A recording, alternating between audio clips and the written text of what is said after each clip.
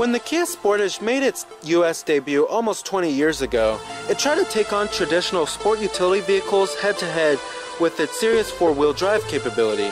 Before long, however, Kia realized that the growing number of buyers was really looking for more than just physically smaller versions of familiar full-size SUVs. They wanted a vehicle that combines the practicality of the sport utility body style with the more civilized ride and handling qualities of a passenger car. So, let's go ahead and check out this 2015 Kia Sportage EX. Now, this generation Sportage was actually introduced in the 2011 model year, and when it came out during that time, it really introduced sleek styling to the compact crossover segment. Now, you have these pretty nice looking halogen projector beam headlights, and then also some nice looking LED daytime running lights for a more premium presence, and that was introduced on the 2014 model year. Now, Kia actually refreshed the Sportage in the 2014 model year, and they refreshed the taillights, the headlights a little bit, and reworked the interior design just a little bit as well. Now, you also do have Kia's corporate tiger nose front grille. Overall, it's a very sleek and sexy looking compact crossover, I have to say. Now, here goes the key fob for the vehicle. Very premium looking key fob here, since we have the EX trim. Now, you do have your lock, unlock, to release your trunk, and then your panic button, and it is a smart key too. Now, it is a mineral silver exterior color with a gray leather interior. Of course, you have your power driver seat functions, power recline, and power lumbar too.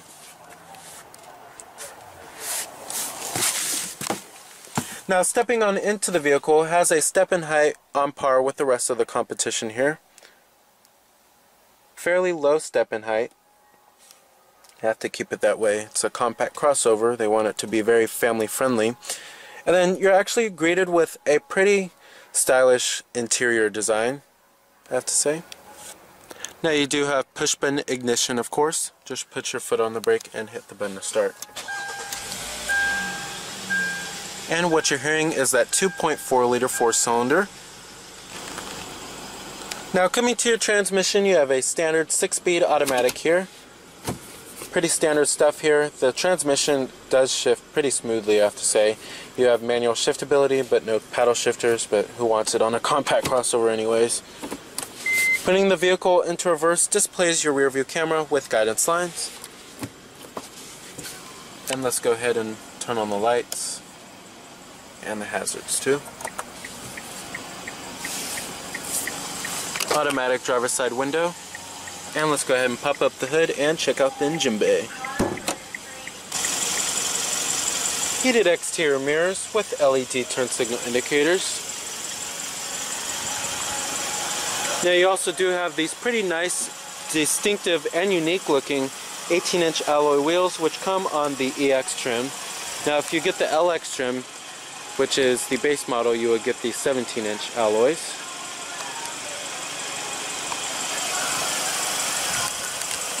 Like I said, you do have halogen projector beam headlights, LED daytime running lights, and your halogen fogs at the bottom.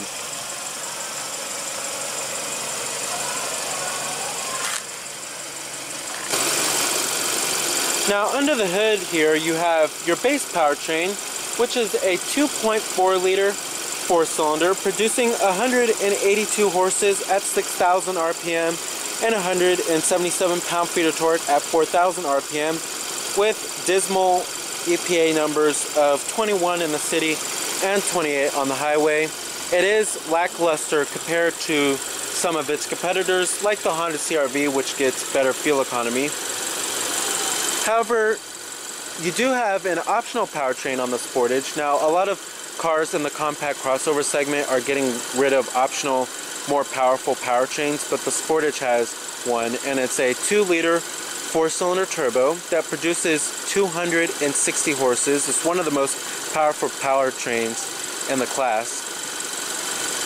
So if you're looking for the one of the most powerful cars in the compact crossover segment, the Sportage won't disappoint in that regard.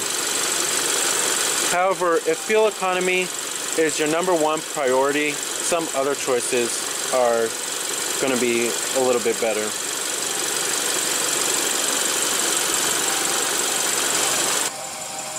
Now, trims of the Sportage start at the LX trim, which starts at $21,750. Then you have the EX trim, which starts at $25,150. The full top-of-the-line SX trim, which starts at $28,100. Now, competitors of the Sportage are the ever-popular Honda CR-V, the Ford Escape, Toyota RAV4, Chevrolet Equinox, Nissan Rogue, Mazda CX-5, Subaru Forester. This class is very competitive.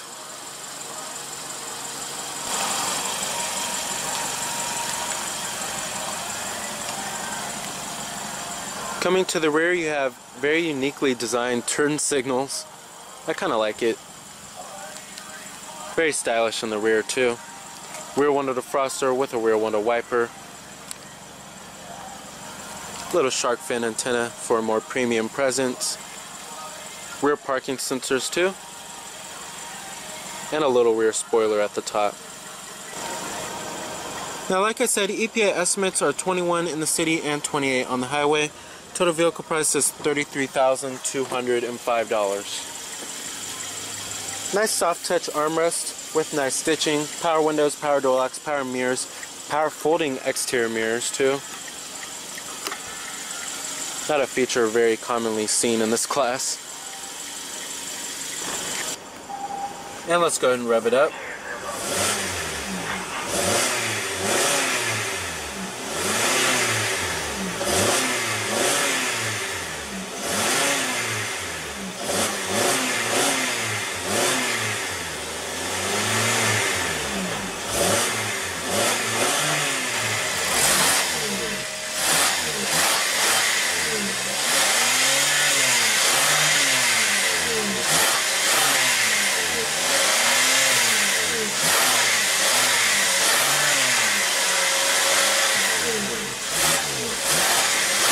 Nice.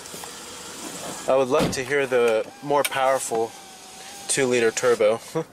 Now, as far as build quality and materials go inside of this vehicle here, it's pretty average for the class. Now, materials are pretty good for the most part. You have a nice soft touch upper door panel. However, the only gripe I have about this interior is there's a little bit too much gray going on here, and it doesn't have a lot of contrast inside of this interior. It just looks kind of dull, in my opinion. Maybe just me. But at least you do have a nice soft touch armrest with nice stitching, and then it's also nice and soft to the touch on the center console. Up here it's a hard plastic, but it has a pretty nice graining too. Right here is hard plastic. Now, as far as build quality goes, it's also pretty average for the class. There are some panel gaps, but not a whole lot. It's actually, overall, it's actually pretty good. But it's pretty average for the class in terms of build quality and its materials. Now, coming to the steering wheel design here, you can kind of tell this is a 3 or 4-year-old Kia design here.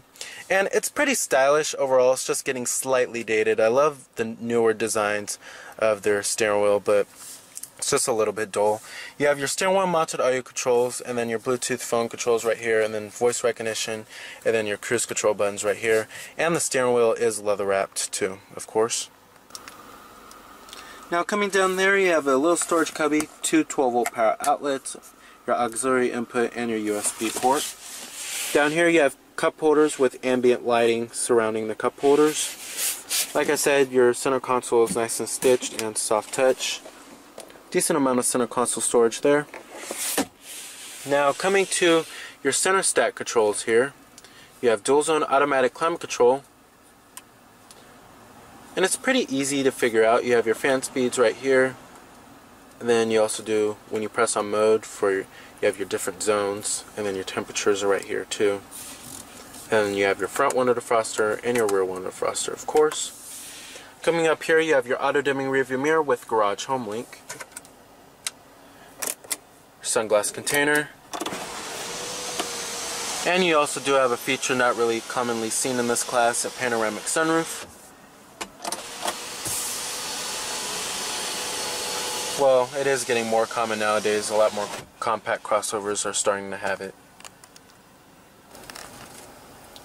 Now let's get to the main head unit here. You have Kia's UVO system, and if you watched any of my latest reviews on Kia, you will know that I'm a pretty big fan of Kia's UVO system. I love the responsiveness of the touchscreen, but you do have your AM, FM, satellite radio, which is going to be Sirius. Then coming to your different media options, you have your CD player, optical disc drive, your USB, and then you have your Bluetooth streaming audio and your auxiliary input, iPod integration too. Your sync track button is right here. The buttons on the sides are just a tad small for my liking, for my taste. And then coming over here you have your map, your voice, and your destination, but you have to have an SD card inserted in order for that to work. And then coming to your setup, you can do many different vehicle settings, change the sound settings, HD radio settings, traffic, UVO e-services, maybe change the picture frame, and then your digital clock will always display right on the bottom left hand corner right there too. You can change the keyboard type, different language too, of course, voice recognition settings, and then coming to your phone, of course you have Bluetooth hands-free calling. You can store all your contacts on there, look at your call history.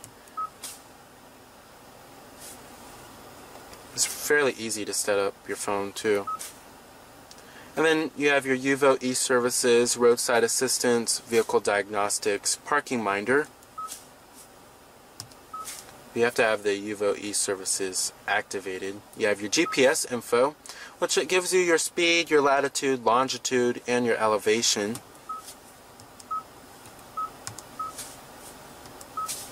Very quick, as you can see in the responsiveness of the touchscreen. It doesn't lag at all.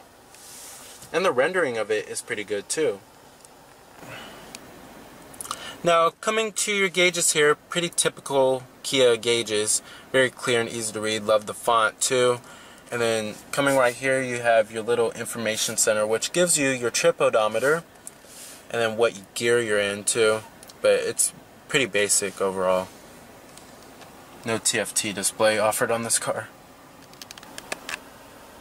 Now coming right here you have also some pretty nice luxury amenities such as heated and ventilated front seats. And then you also do have a manual tilting and telescoping steering wheel as well.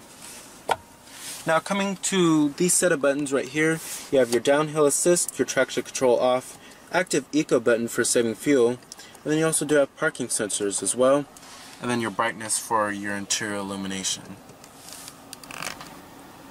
Now as far as visibility goes inside of this vehicle, there can be a little bit more glass area all around. Outward visibility is not the greatest. Rearward visibility can also be a lot better. The C-pillar back there is pretty thick and the rear windows don't show quite a whole lot. So at least you do get the option of a rear view camera, and you do have parking sensors on this one too. Now coming to the seats are generally comfortable. Now you do have a decent amount of side bolstering, and then thigh support is also pretty good too. Overall, I'm fairly comfortable in these seats. However, I do wish there was just slightly more padding in them. They're just slightly firm. Now generally, you won't find the word sporty and crossover used in the same sentence. What I can say, however, is that the 2015 Sportage has a more responsive and fun to drive character than you might expect. Credit for this lively feel goes to a suspension that's tuned to favor sharper handling. The trade-off, of course, is a ride quality that some buyers may find a little too harsh for their taste. Now on this car you also do have an Infinity Premium Audio sound system. Now coming right here, this is where you will also find your SD card slot for your map. Alrighty. And let's go ahead and shut down the Sportage. Let's go ahead and check out the rest of the vehicle, including the rear seat passenger space as well as the cargo capacity.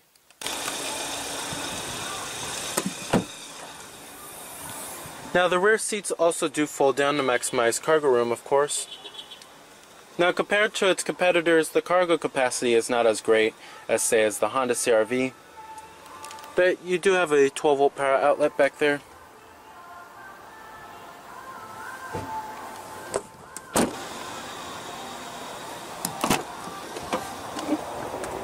Now build quality and materials do follow through in the rear. Still nice soft touch armrest and nice and stitched. Now sitting back here, there's a decent amount of room. And the panoramic sunroof definitely gives it a much more open feel inside of this cabin. Now you do have dual map pockets, rear air vents, and cup holders with a rear center armrest. Seats are fairly comfortable and supportive. Alright. Full manual passenger seat.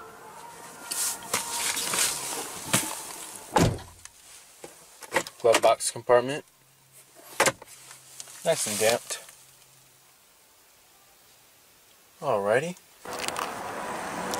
So with the fun to drive character, sleek styling, a lengthy warranty, and a generous amount of features, the 2015 Kia Sportage is an entertaining alternative to other small crossover SUVs on the market. So remember that this is Cameron Birch from Cameron's Car.